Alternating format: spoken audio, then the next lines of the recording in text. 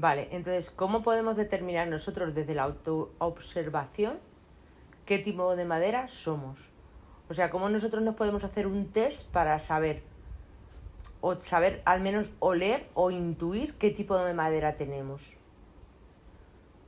La madera está profundamente condicionada por, por lo que nutre esta madera, ¿no? Entonces, la madera muchas veces es el reflejo de su nutrición.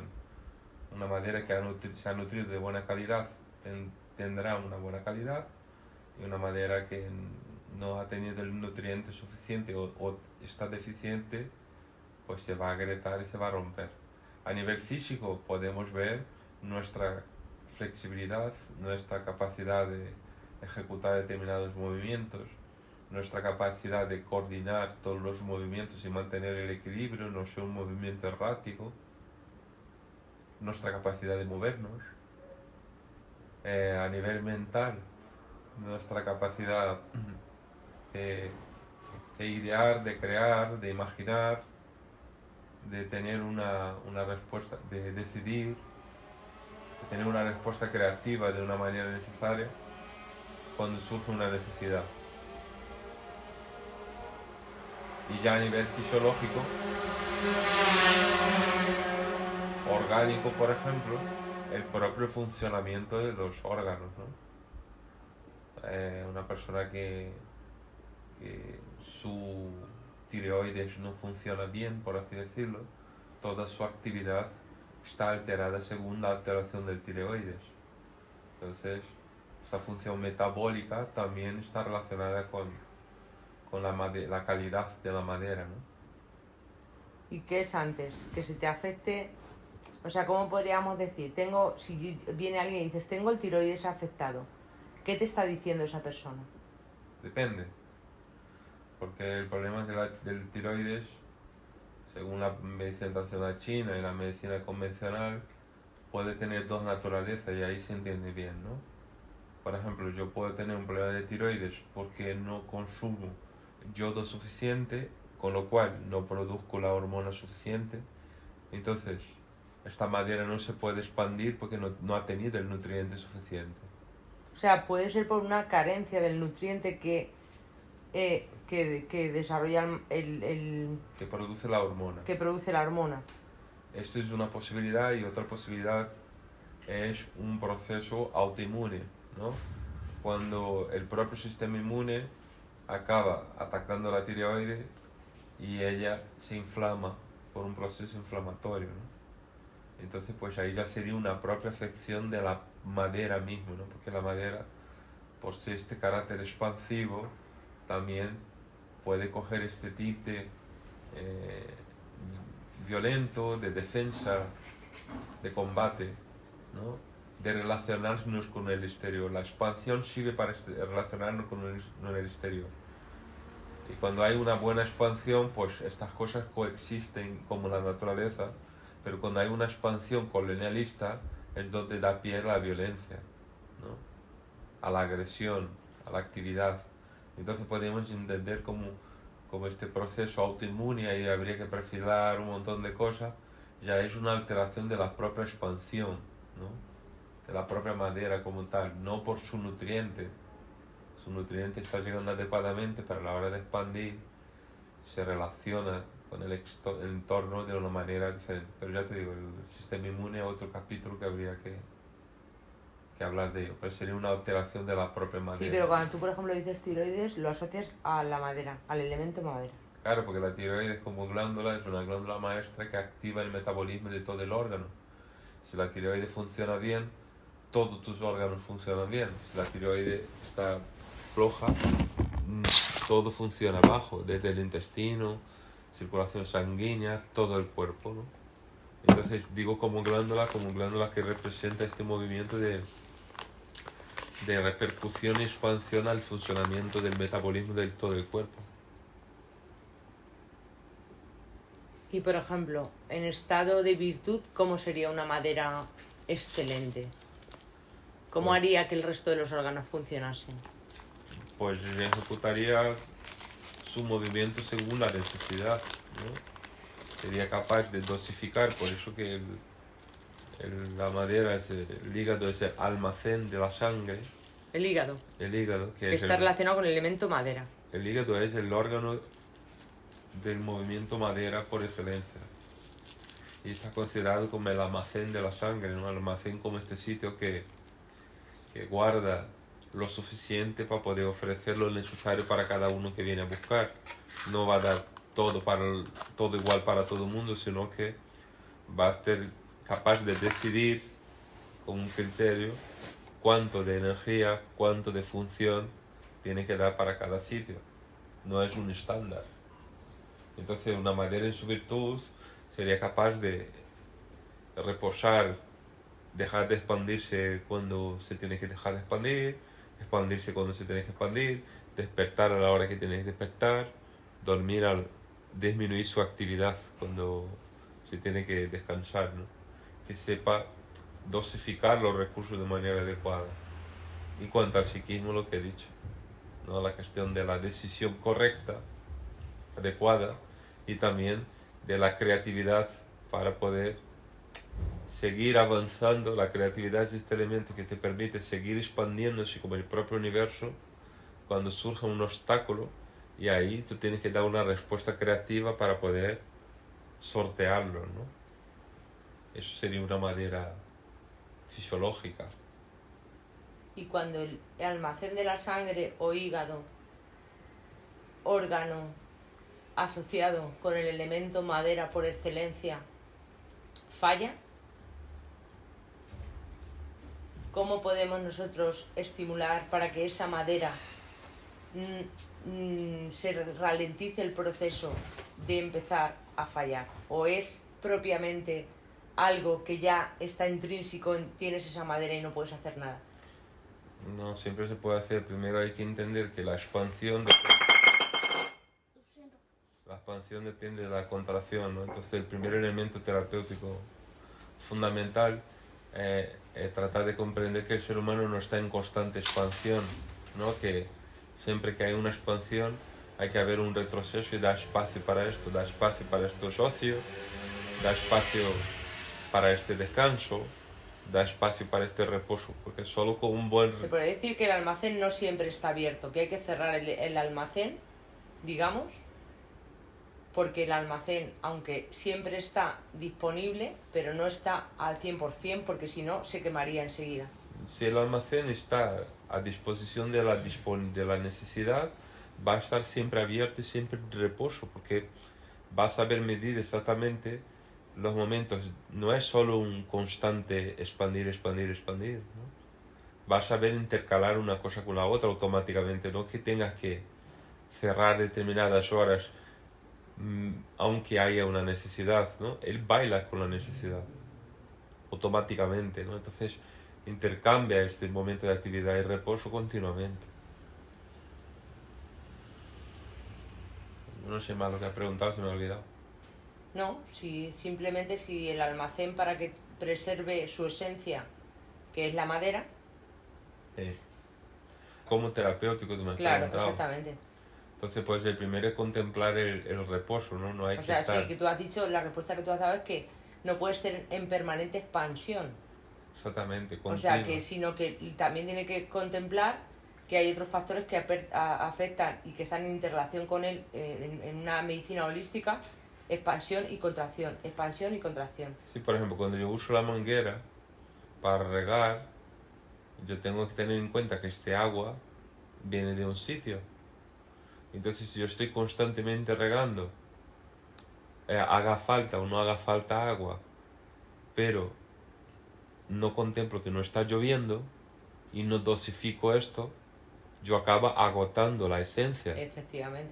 Entonces, pues, la madera tiene que estar en consonancia con eso. Sí, yo te voy a dar lo justo necesario, pero también voy a entrar en reposo para poder recargar y tener siempre disponible dar lo justo necesario. Y también saber lo que necesita, ¿no? Exactamente. O sea, ¿y eso qué elemento rige el saber lo que necesitas cambiando del elemento madera a otro elemento que sepa lo que tú necesitas? ¿O cada elemento en sí saben lo que necesitas? Eh, O sea, como los elementos funcionan en correlación o en homeostasis o en vinculación, ¿cómo se relacionan cada elemento para dejar descansar a la madera y que actúe otro elemento? bueno, ahí depende. Ahí Por ejemplo, si el almacén tiene que entrar en una pequeña contracción para no estar en permanente expansión, Dime, Nico, ¿qué ¿qué elemento? ¿Puedo decir una cosa rápida? Dime. ¿Sabes la velada Déjalo. de Rorro? ¿La qué? La velada de Rorro. Sí, cariño, sí. Ha dicho que anda Juma ha dicho, ¿contra quién te pelearías en la velada? ¿Sabes con quién ha dicho? Con Pedro Sánchez.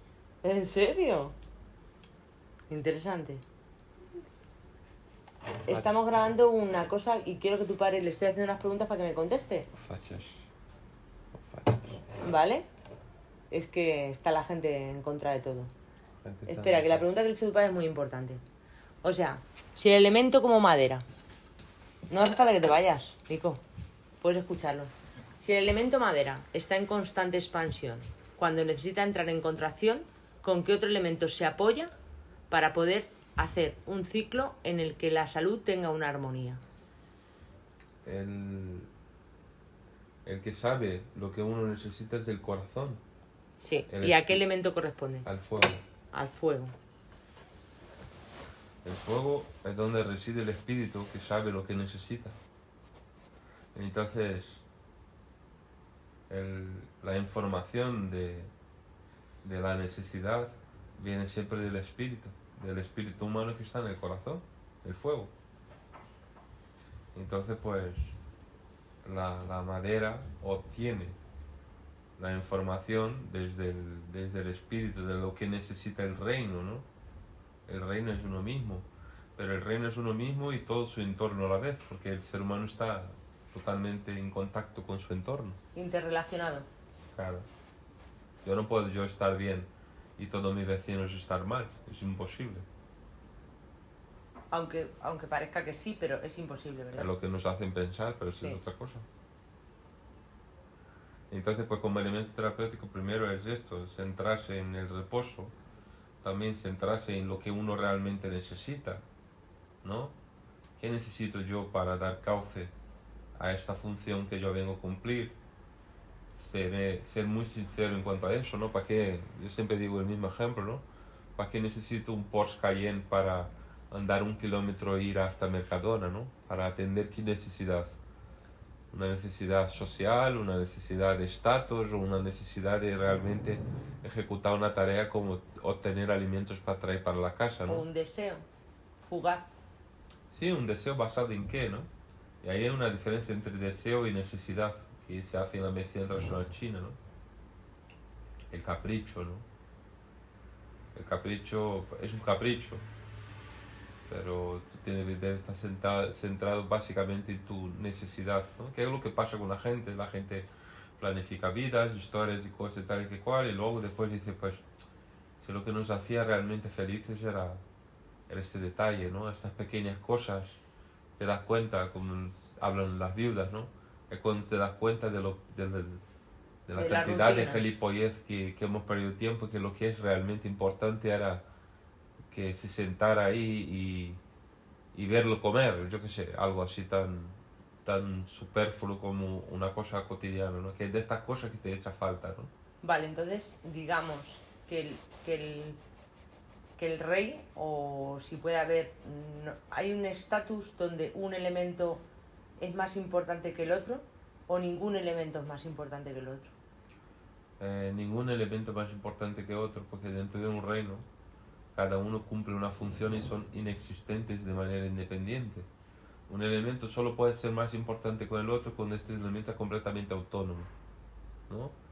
Tú puedes decir, por ejemplo, vamos a imaginar que mi pulmón puede vivir sin mí. Entonces, pues sí tiene una relevancia porque su estar depende de su querer, ¿no? Entonces, en una estructura tanto social, familiar, humana, corporal, no existe uno más elemento que otro, tenemos unos elementos vitales, ¿no? El cuerpo puede vivir sin propósito, sin espíritu, sobrevivir durante mucho tiempo, ¿no? Dando esta oportunidad de que el milagro ocurra. Pero no hay uno más importante que el otro. Entonces tú me dices, no, pero tenemos 2 riñones. Sí, pero no estamos hablando de los riñones, sino que estamos hablando de esta función del riñón. ¿Está dividida en 2? Sí. Pero hablamos de la función renal, ¿no? El ser humano puede vivir con un riñón, pero no puede vivir sin la función renal. Entonces, pues no hay un órgano más importante que otro. Todos los órganos, todas las funciones orgánicas son fundamentales. O sea, en un reinado, como tú has dicho, todos los elementos del reino son importantes. Son lo mismo, la verdad. Son la expansión de una misma cosa por eso llamamos reinos mutantes. No son elementos que se combinan y se coordinan, sino que son reinos mutantes. Uno se muta en otro, para que se mute en otro, para que se mute en otro y vuelva a mutarse en otro, y así un ciclo continuo, ¿no? Dinámico. No existe un elemento u otro, aunque físicamente esta función corporalmente reside una en el corazón, otra en el hígado, pero el movimiento que los rige y los mueve son mutantes. El corazón y el riñón y el pulmón, todos vinieron de una misma célula madre que se fue mutando, ¿no? No son cosas que uno viene de Marte, otro viene de Panamá y otro viene de China, ¿no? ¿Y por qué interesa que la medicina se siga entendiendo sin ser un reino mutante? Yo creo que cada cosa ocupa un papel muy determinante en la medicina. ¿Qué cosa no se ha entendido? Yo creo que hay una crítica en torno a la medicina que yo creo que no es correcta. Porque la medicina como tal, la medicina especializada, ella también permite muchas cosas, ¿no? Permite llegar a complejidades que es imposible desde una mirada holística, panorámica, ¿no? Entonces, pues saber que el gen P42 tiene una acción sobre el componente cálcico de no sé qué es una cosa impresionante, ¿no? Pero la utilización de la medicina, de las instituciones con una manera general, sí, ¿no? Pierde esa perspectiva de no poder conjugar, y ahí estamos hablando de una cuestión de poder, ¿no? O sea, yo sí soy el médico y tú no eres el médico, y ahí viene todo lo que sostiene nuestra sociedad piramidal, ¿no? Donde tratamos de que unos pocos tengan el dominio sobre todos los demás, y estas industrias que son muy multimillonarias necesitan gente muy convencida de eso, ¿no? Pero el propio papel del médico, el médico no tiene una capacidad de investigar como nosotros imaginamos, ¿no? El médico tiene una función dentro de una malla. El problema es que esta malla está fragmentada, ¿no? Ya, pero si a ti te enseñan a pensar desde la fragmentación, porque a mí me has hecho pensar cuando tú has dicho el elemento madera asociado al hígado como esencial o compartimento es el almacén de la esencia, es expansión. El hecho de que tú tengas una madera imponente o tal te va a permitir que tengan muchos años de vida en conjunción con lo otro. Entonces, entender de manera conjunta cada elemento asociado a cada órgano es indispensable, aunque luego la medicina haya hecho muchísimos avances de muchas cosas específicas dentro de cada órgano que se van descubriendo, y que es normal que avance. Pero el tener una visión de almacén de la esencia o fuego o tal en reino mutante me parece algo flipante, la verdad. No, sí, y me parece que algo que unas nociones básicas deberíamos tener todo el mundo para por lo menos saber nuestra madera lo que es, o saber nuestro fuego lo que es. ¿Qué quieres, Nico? No. Sí, pero no todo el mundo puede saber de todo, ¿no? Entonces yo necesito también que el cirujano sepa perfectamente. El tema es que la forma de que esto es más importante que el otro, que es complicado, ¿no?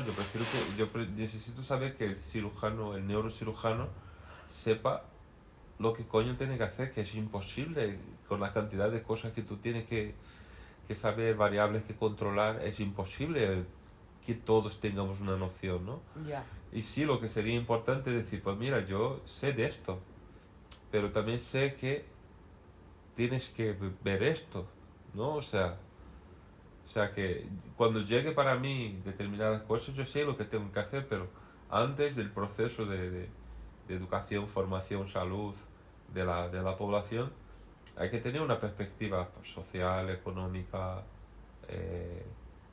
orgánica, holística, en el sentido de, pues, de ver un todo, ¿no?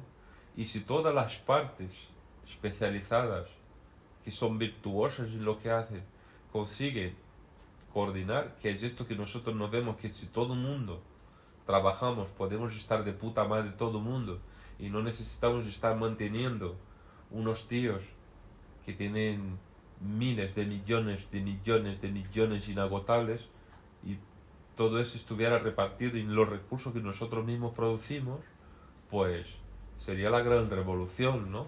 Pero siempre hay esa a través de la violencia incluso, jerarquización, donde pues yo convenzo a los que están un poquito abajo de mí que aunque tenga que estar un poquito abajo Pero de mí, fíjate, van a estar mucho hablando mejor que de los factores demás. económicos, sociales, etc., que tienen que ver muchísimo con la salud, hoy se ha cerrado el curso político y cada partido político ha hecho su cierre, ¿no?, del curso. Entonces, nuestro presidente, llámese del partido que se llame, ha dicho que estamos creciendo. Entonces, al rato ha salido un analista de los más importantes de economía y ha dicho que sí, que es verdad que estamos creciendo, que él no puede negar ese dato, pero que tienen que tener muy en cuenta que el 20% de la población de España es pobre y que la pobreza se ha estancado. O sea, ¿qué quiere decir? Que el 20% de las personas que son pobres no van ni para arriba ni para abajo, que están pobres. No sé cómo explicarlo. O sea, Sí, sí. ha dicho, sí, estamos creciendo un 9%, si los datos los has dado de puta madre. Pero ¿por qué el 20% del estancamiento está en pobreza y no van a salir de ahí? ¿Qué significa ese dato? Es importante, porque un país crece, pero ¿cómo está creciendo? Está creciendo en desigualdad. Entonces, es un dato que a nivel de un cierre de curso político debería ser un factor que al curso siguiente hubiese alguien que dijese, ¿cómo sacamos al 20% del estancamiento de la pobreza si llevamos 20 años así? Entonces, a nivel médico chino, ¿cómo tú cuando viene una enfermedad como puede ser un problema social de estancamiento, cómo mueve la energía? Porque él, como economista, ha dicho, no tiene solución, es un tren que pasó, que no se cogió y que ya no se va a poder salir de ahí. Entonces los que estaban alrededor han dicho, coño, dinos algo que nos anime, porque si ese estancamiento está ahí, ¿cómo coño podemos hacerlo? Y él como respuesta ha dado, lo único que se me ocurre tras mucho estudio es que pongan un montón de gente persiguiendo el fraude fiscal, para el caso de la economía.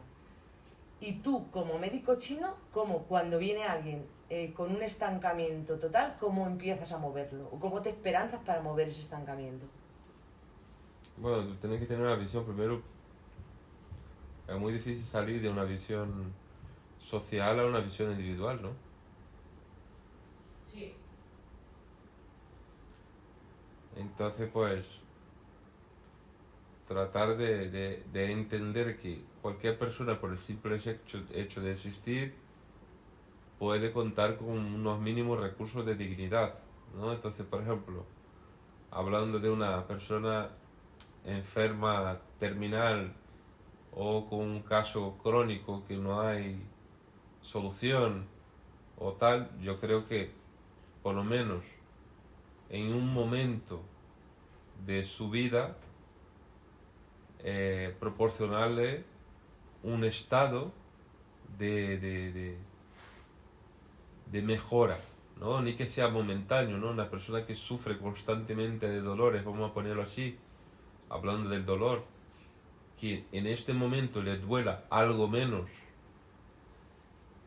y luego después tal, para mí es un acto de dignidad, ¿no? De dignidad humana. Donde estamos hablando de elementos de bloqueo mental, pues tratar de esto también, de crearle un sistema de referencia que no esté basado en el interés, en el abuso, en la humillación, en el racismo, en el desprecio, ¿no? Ni que sea en un momento, pues como ser humano, tratar de darle un punto de dignidad. Y a nivel de cuestiones físicas, bueno, que la persona está en un estancamiento y tal, es por lo menos mantener la constancia de la esperanza del todo posible siempre, ¿no? Entonces, por más que todos los indicadores se encuentran, por más que todo el mundo lo haya desahuciado, pues que haya alguien que diga, pues mira, vamos a intentar hacer algo, ¿no? Yo creo que ese es un acto de humanidad siempre. Entonces, cuando nosotros vemos estas cuestiones políticas, de estancamiento de la pobreza, por ejemplo, ahí tenemos que entendernos que nosotros como especie no somos un individuo, sino que somos una especie, y realmente hay gente que tú no le puedes dar otra cosa que este momento de dignidad, este momento de compasión, este momento de tener sus necesidades mínimas cubiertas, ¿no? Que tener algo que comer, un techo que cubrirse y un poco de relación humana de persona a persona, ¿no? Yo creo que son los elementos mínimos imprescindibles para cualquier persona vivir. Y entender que esto es somos una especie, entonces pues ahí hay que empezar de bajo, fraguando, creando otros sistemas de referencia, ¿no? Que la gente vaya viendo, tanto los que ya están formados, que hay otras formas de relacionarse, de vivir, de hacer las cosas, de actuar, de aprender, ¿no? No que todo no esté superditado a un interés, ¿no? Por ejemplo, si tú ves una chica joven que está bien y tal y que cual, que está bonita, que está atractiva y tal y que cual, cuando tú entras en este proceso de terapia, tú tienes que ser consciente que a esta chica, por ejemplo, tu trato con ella nunca puede ir hacia este destino, porque tú sabes que en la sociedad que estamos, todas las personas, varones, masculinos que van a encontrar con ella, en algún momento le van a llevar a ese destino. A llevar a este destino del objeto, ¿no? Sí, lo que dicen, Entonces, la suerte de la fea, la guapa la desea. Entonces, pues, ¿no? Por ejemplo. Por más que tus instintos se activen, tú tienes que ser consciente que tú estás en una acción terapéutica comprometida con tu hacer, ¿no? Por ejemplo. Y eso es lo que va creando un sistema de referencia y dando opción a decir, pues mira, yo he visto un tío una vez que no hizo eso, o yo he visto un tío que una vez me atendió y no me cobró la consulta, eso no era lo más importante, ¿no? Entonces, pues puedo ayudar a otro y tal, en fin, es un sistema de construcción de referencias. El tema es que tenemos una construcción de referencia de mierda, pues que son 1.000.000 contra 1, pero bueno, hay uno.